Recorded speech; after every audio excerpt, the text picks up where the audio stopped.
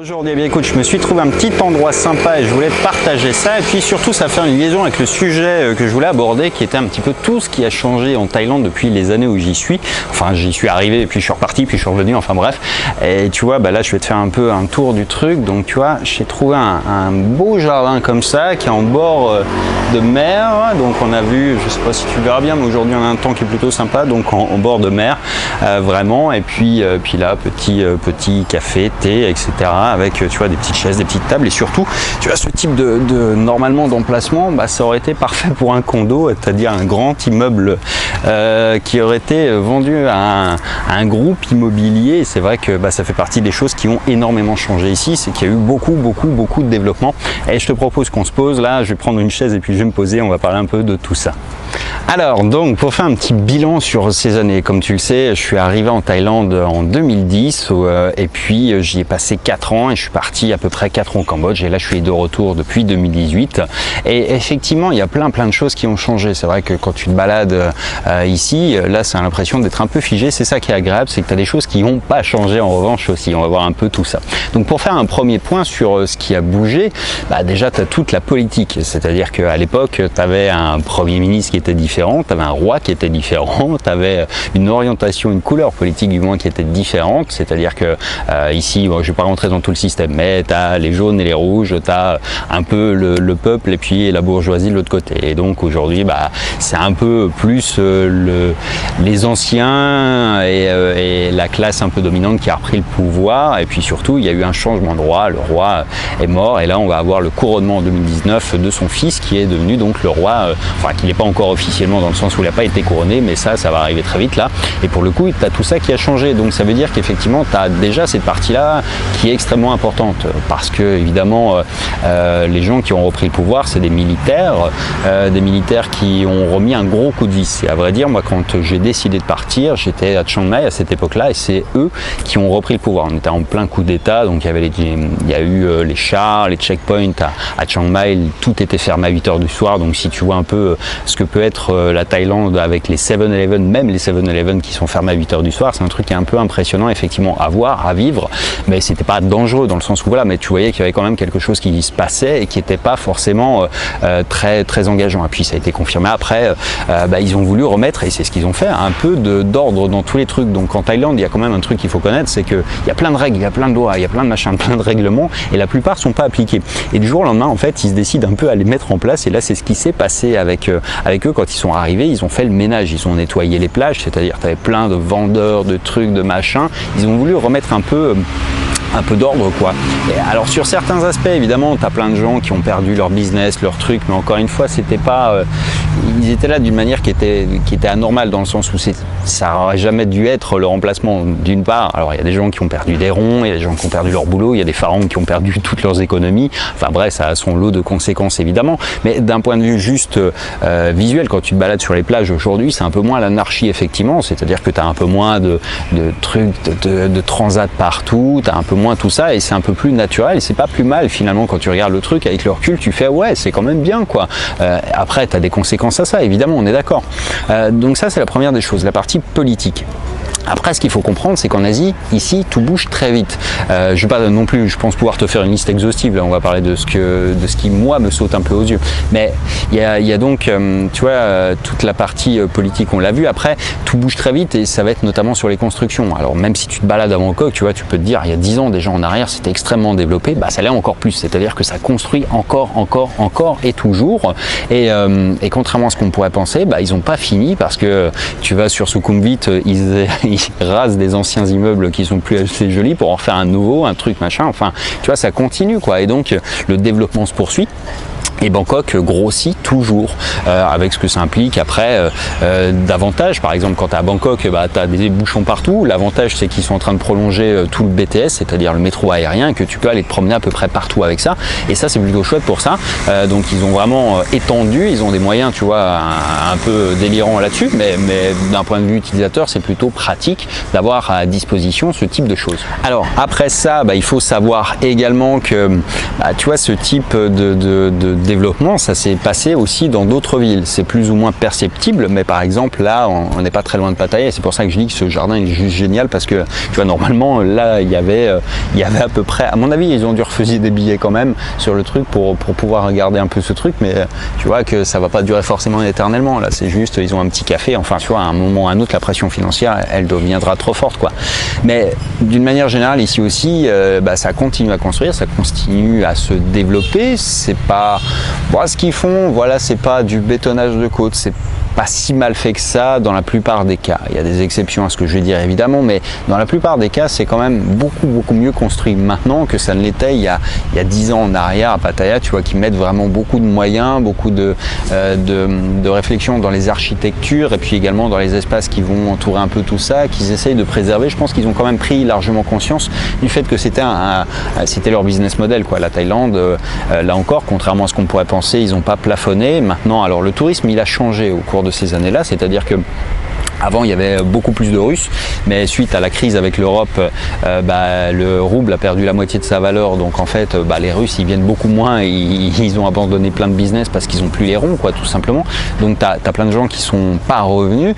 Et de l'autre côté, en fait, tu as beaucoup de Chinois qui viennent beaucoup plus massivement. C'est-à-dire qu'en fait, je crois qu'ils atteignent, si ma mémoire est bonne sur les chiffres de 2018, quasiment 7 ou 8 millions de Chinois qui viennent, enfin ce qui est énorme, hein, et ce qui leur permet effectivement d'avoir des chiffres du tourisme qui sont plutôt en hausse malgré tout, même s'il y a moins d'Européens parce que moins de sous, même si les Russes ils sont à moitié ruinés donc ils viennent plus, enfin tu vois, il y a un peu, ça s'est restructuré et il y a des gens qui viennent plus effectivement, qui étaient là il y a longtemps et d'autres qui les ont remplacés finalement.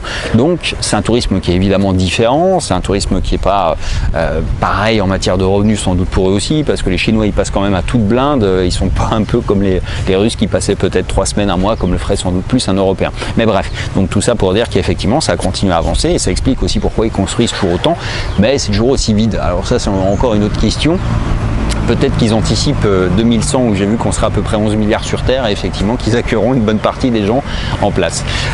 Pour voilà ces parties-là, après sur les choses qui sont peut-être plus pratiques au quotidien. Alors moi quand je suis parti, tu vois, on n'était pas vraiment encore bien équipé en solutions, tout ce qui avait trait avec le mobile par exemple, tu vois, il n'y avait pas, évidemment il n'y avait pas Uber, il n'y avait pas machin, il n'y avait pas Airbnb, il n'y avait pas tous ces trucs-là, donc ça s'est beaucoup développé. Et puis aujourd'hui il y a des choses qui sont propres à la Thaïlande qui ont émergé aussi. Alors je vais pas te faire une liste exhaustive, mais ils ont des apps qui sont vraiment culturellement implantées. Tu as des trucs pour des restaurants ici, tu as des trucs qui n'existent pas à l'étranger, tu as des gros groupes qui sont comme Grab par exemple, qui est le pendant d'Uber, tu as plein de choses qui ont été faites. Et puis au niveau du commerce électronique, moi j'ai vu qu'il y avait eu beaucoup d'évolution, beaucoup de travail, il y avait beaucoup de choses pertinentes. Aujourd'hui en fait tu peux commander un colis, tu vas l'avoir en 24 heures, tu vois, un peu comme en France. Alors pas avec Amazon parce qu'ils sont pas là, tu as un concurrent qui s'appelle Lazada qui a le même business model, qui rayonne dans toute l'Asie aussi,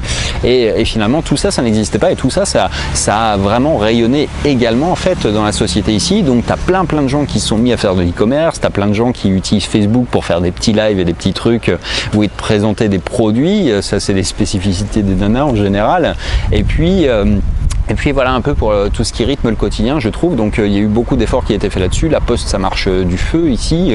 Enfin tu vois, comparativement au Cambodge par exemple, où c'est une tannée quoi. Là pour le coup, je peux vraiment mettre les deux en parallèle et en perspective. Ici, tu as plein de nouveaux transporteurs qui se sont créés. Alors je sais pas s'ils sont tout neufs, mais je les connaissais pas à l'époque. Du moins, tu as des trucs comme Kerry Express, machin. Enfin, tu en as 2 ou 3 comme ça qui ont émergé, qui livrent très vite. Tu peux envoyer un colis de Chiang Mai et le recevoir le lendemain à Pattaya par exemple. Enfin, et pas cher surtout. Vraiment pas cher, pour 100-150 bahts je crois, un truc du genre, enfin vraiment pas cher du tout, et ça marche extrêmement bien.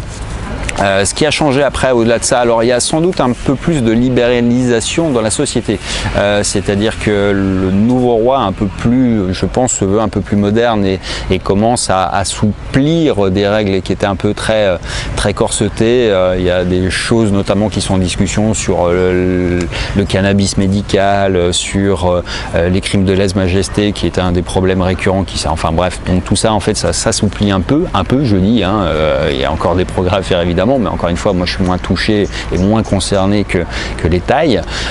Après ça, pour parler des locaux, je me suis aperçu surtout qu'ils avaient quand même beaucoup incorporé, alors pas partout évidemment, hein, il y a une différence entre le fin fond de la Cambrousse et puis Bangkok, on est d'accord, et ça c'est vrai aussi en France, c'est-à-dire que le fin fond de la Creuse et un quartier bobo à Paris, c'est pas les mêmes gens, quoi. On est d'accord aussi, ici ça vaut de la même manière, mais dans les grandes villes, du moins, ils ont commencé à intégrer en fait beaucoup de trucs de fitness, ils font attention à la bouffe, tu vois, ils sont beaucoup plus attentifs à ça. Et vraiment plus orienté vers des choses un peu, t'as beaucoup de bio, t'as beaucoup d'organique ici, t'as beaucoup de trucs, tu vois, où ils font vraiment gaffe, et c'est une tendance, je pense, qui est certes mondiale, mais qui est arrivée aussi ici, et c'est avantageux parce que du coup, tu peux bouffer sainement aussi, pas forcément à des tarifs complètement délirants, donc ça c'est plutôt bien aussi, et tu vois que la société, elle pousse un petit peu, je dirais, tu vois qu'elle progresse, quoi, tout simplement, et d'ailleurs c'est un peu ce que je disais dans une autre vidéo, je crois, c'est que j'ai vu moi l'apparition finalement d'une classe moyenne vraiment, tu vois, qui a un peu d'argent. Alors il y a eu toujours des gens qui ont de la thune ici, c'est pas le propos, tu vois, des gens qui sont blindés, il y en a plein, quoi. Mais d'une classe un peu moyenne, des gens qui bossent, qui ont un job qui est pas trop mal payé, enfin pour ici, quoi, toute proportion gardée évidemment, mais qui commencent à voyager, tu les croises dans les avions, tu vas les croiser dans les resorts, le week-end ils viennent en famille un peu dans les trucs, et ça en fait c'est un peu nouveau. Alors pas qu'ils se déplacent à la mer le week-end, ça ils l'ont toujours fait évidemment, mais je veux dire, ils voyageaient pas dans les mêmes conditions, surtout là je vois plus des petits jeunes, tu vois, des petits couples, ce qu'on voyait moins avant, c'était un peu plus discret, etc.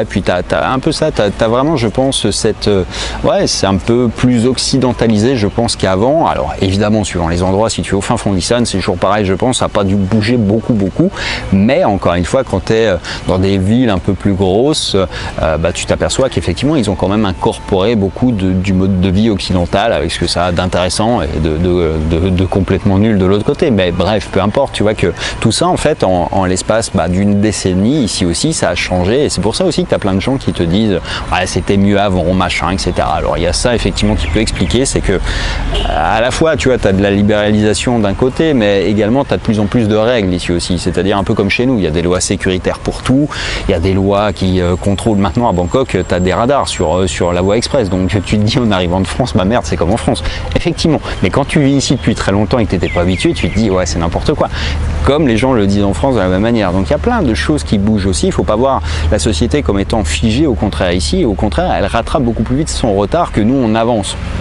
Pourquoi? Parce que tu vois, la technologie notamment, ça a permis ça, c'est-à-dire que quand tu as un smartphone aujourd'hui, tu peux développer une entreprise, tu peux faire de la logistique, tu peux faire de l'Airbnb, tu peux faire du tourisme, tu peux faire plein de choses, et ça en fait, ici on a de la 4G, alors pas aussi violente que vous avez en Europe, mais quand même plutôt accessible, plutôt solide et suffisante pour travailler du moins, et puis après on a de la fibre optique dans les villes aussi, donc non, tout ça, ça a suivi son cours effectivement, et ça a bien évolué, encore une fois, avec des aspects positifs, d'autres négatifs, mais en gros, effectivement, je me faisais un peu cette réflexion-là, c'est de dire que, effectivement, le pays, il n'est pas figé, et dans 10 ans, en fait, je ne sais pas à quoi ça ressemblera. C'est une question qui est intéressante à se poser quand tu te projettes dans un pays pour l'expatriation, c'est de te dire, tiens, à quoi ça va ressembler dans 10 ans quand il y aurait ça ou tel truc, et d'imaginer un peu le truc. Alors, pour ici, je suis quand même plus... comment dire, optimiste que pour le Cambodge. Le Cambodge, j'en suis parti aussi pour ces raisons-là, c'est-à-dire que je pense que après ils ont fait, enfin quand j'y c'est le gouvernement en place qui a fait un choix stratégique qui était un peu de se vendre entre guillemets aux Chinois, et que du coup c'est devenu un peu une annexe du pays. Il y a des raisons géopolitiques à tout ça évidemment, et après c'est pas visible partout, mais des endroits à Sihanoukville par exemple, bientôt à Kampot, puis surtout à Phnom Penh, où tu vois qu'effectivement il y a des gens qui sont là pour faire du business et qu'on leur a donné un passeport, quoi. Enfin ils l'ont acheté, quoi, mais du coup c'est une orientation avec laquelle je suis pas vraiment beaucoup d'affinité, quoi. C'est-à-dire que faire pousser des casinos pour faire venir du touriste chinois, certes c'est un business model, mais ça va pas mener le pays à grand chose au niveau du peuple, quoi, dans le sens où ça va pas forcément remplir les emplois, enfin bon bref, c'est à voir, mais c'est quand même un peu compliqué. Moi je suis pas, enfin voilà, je suis pas vraiment fan, et je suis plus pessimiste disons pour pour la vision dans 10 ou 20 ans du Cambodge finalement que pour la Thaïlande, qui est restée assez préservée malgré tout de certains travers, parce que eux justement ils ont toujours refusé les casinos, donc ça a limité les implantations. Alors effectivement tu as des condos partout, mais t'as pas eu les condos plus les casinos, ce qui est un peu le problème à Phnom Penh, c'est que là ils font les deux quoi. Tu as le combo magique et pour le coup ça bétonne sur la côte, ça machin, ça les travers quoi, vraiment énorme je trouve. Ici un truc intéressant, c'est qu'on peut voyager facilement, c'est-à-dire que les infrastructures elles ont continué à se développer. Tu as beaucoup de, t'as AirAsia notamment, et puis tu as 2 ou 3 low cost qui sont vraiment des filiales des groupes historiques comme Thai Airways qui sont en place et qui te permettent de voyager partout dans le pays. C'est pour ça aussi que les Thaïs voyagent plus, c'est parce que ça vaut rien en fait, tu vois, enfin comme en Europe tu vas me dire, mais je sais pas, tu vas peut-être pouvoir faire tu vois, des vols pour 15 balles quoi, donc vraiment 3 fois rien, et ça a ouvert beaucoup de consommation locale. L'e-commerce c'est pareil, c'est très local, tu vois, ils ont des accords avec les produits chinois évidemment, mais tout ça fait quand même bosser pas mal de monde, et tout ça évolue finalement avec un truc qui est pas si mal que ça, je trouve. J'ai pas, tu vois, trouvé beaucoup de travers vraiment dérangeants encore une fois. Alors ouais, c'est chiant les radars, il y a des trucs qui sont pénibles, la cigarette électronique, les trucs, bon il y a plein de trucs dont je me fous en fait, tu vois, les radars, bon je conduis pas et puis après je fume pas, donc il y a plein de choses qui me passent un peu au-dessus de la tête. Il y a des choses qui étaient bien réglementées, et puis après je peux comprendre encore une fois quand tu es là depuis longtemps et que tu vois des règles, c'est la même chose qu'en Europe quoi. Tu te dis ils en rajoutent tout le temps et on perd nos libertés. C'est vrai partout dans le monde. C'est plus vrai à d'autres endroits qu'à d'autres, je pense. Ici, c'est pas si mal que ça, tout compte fait. Et après, tu vois, il y a pire comme cadre, quoi. On est dans un endroit, encore une fois, tu vois, qui est plutôt, malgré tout, sympa. Et effectivement, c'est une vision qui est différente. Enfin bref, c'était pour te faire un petit point sur, voilà, un peu ce qu'on entend toujours, les gens se plaindre. Alors, je sais pas si c'est juste les Français. Je n'ai pas l'impression. J'ai regardé quelques posts sur Facebook. Il y avait beaucoup d'Anglais aussi, d'Australiens qui se plaignaient un peu de l'évolution, mais parce qu'ils sont là depuis longtemps. Et je pense qu'en fait, c'est la société moderne. C'est pas le pays qui change seulement. C'est simplement la vie moderne a engendré plein de travers qu'on retrouve en Occident, en Asie, sauf qu'ici, ça va encore plus vite. Donc, le changement, tu le vois encore plus vite. Allez, bref, je te laisse là-dessus et je te dis à bientôt dans la prochaine. Ciao.